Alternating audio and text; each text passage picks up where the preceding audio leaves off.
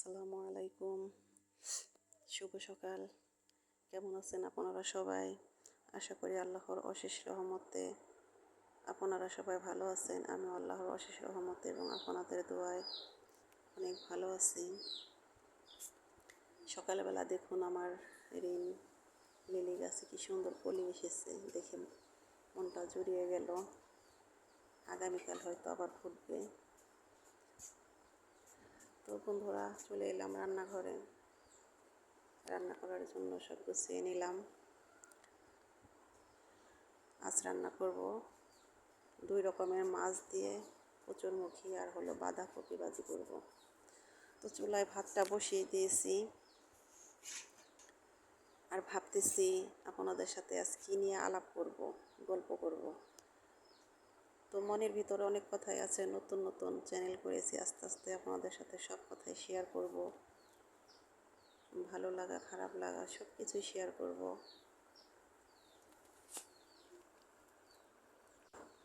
আপনারা যদি আমার পাশে বন্ধুর মতো হয়ে থাকেন, আমাকে বন্ধুর মতো ভালোবাসেন, আমাকে উৎসাহ দেন, তাহলে আমি আপনাদের সাথে সব কিছু শেয়ার করতে পারবো।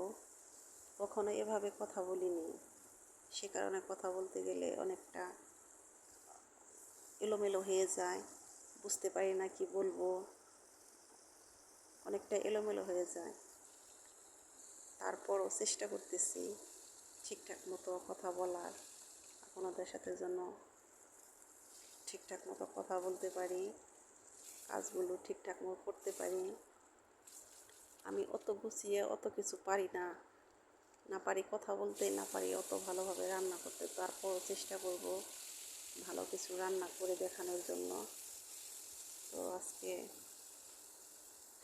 মুখি দিয়ে মাছ রান্না করব। তো মুখিটা আমি সবসময় মুখি দিয়ে কিছু রান্না করলে ওটা হালকা তেলে একটু ভেজে নিই, আঠালো ভাবটা চলে যায়, খাইতে অনেকটা ভালো লাগে। তো আজকেও তাই করতেছি।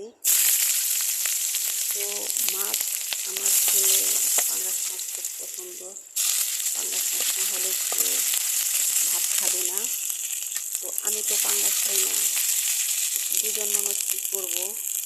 তো আমি রুই মাছ আর পাঙ্গাস মাছ দুটো মিলিয়ে রান্না করব, কারণ দুটো তরকারি রান্না করা একটু ঝামেলা মনে হয় নিজের কাছে। আলাদাও করি, কিন্তু সবসময় করতে ভালো লাগে না। কোথায় বলে না মাছ খায় না, মাছের ঝোল খায়। তো আমিও সেরকম আজকে খাবো। তো রান্না করতেছি, জানি না ঠিকঠাক মতো পারি কি না, পারবো কি না। তবে আপনাদের ভালোবাসা পেলে অবশ্যই পারবো, আপনাদের উৎসাহ পেলে অবশ্যই পারবো। আপনাদের ভালোবাসা আমার খুবই দরকার। তো বেরেস্তা উঠিয়ে নিয়েছি, সেই বেরেস্তাগুলো ভেজে উঠিয়ে নিয়েছিলাম, সেগুলো বেটে দিচ্ছি। আমার যদি খুব একটা ঝামেলা না হয়, আমি সবসময় টাটকাভাবে মশলা বেটে রান্না করার চেষ্টা করি, কারণ ফ্রিজে রেখে মশলা রেখে আদা রসুন রেখে ওগুলো রান্না করে খেতে আমার বেশি ভালো লাগে না। তো যদি খুব একটা ব্যস্ত না থাকি, তাহলে আমি সবসময় এভাবে রান্না করি। আর আজকে রোদ উঠেছে, কাঠাকুলা, এটা একটা গ্রামের ঐতিহ্য। এটা প্রতি বছরই গাব গাব গাছে যে গাব থাকে, সেই গাবগুলো পেড়ে ঢেঁকিতে থেতো করে একটু পানি দিয়ে ভিজিয়ে রেখে তারপরের দিন এগুলো দিতে হয়। তো আমি প্রতি বছরই এটা দিই একবার করে। আজকেও দিতেছি, ভাবতেছি কয়েকদিন ধরে দেবো, কিন্তু বৃষ্টির কারণে পারি না।